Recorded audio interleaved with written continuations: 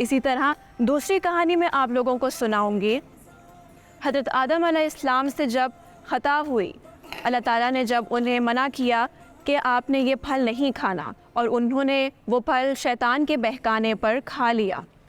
उन्होंने अपनी इस गलती पर बहुत नदामत इख्तियार की, बहुत शर्मिंदा हुए और काफ़ी साल रोते रहे। और कुछ इन अल्फाज में अल्लाह ताला से उन्होंने रुजू किया, ए हमारे रब, हमने अपनी जानों पर ज़्यादती की, और अगर तूने हमको ना बख्शा और हम पर रहम ना फरमाया तो हम यकीनन नुकसान उठाने वालों में से हो जाएंगे।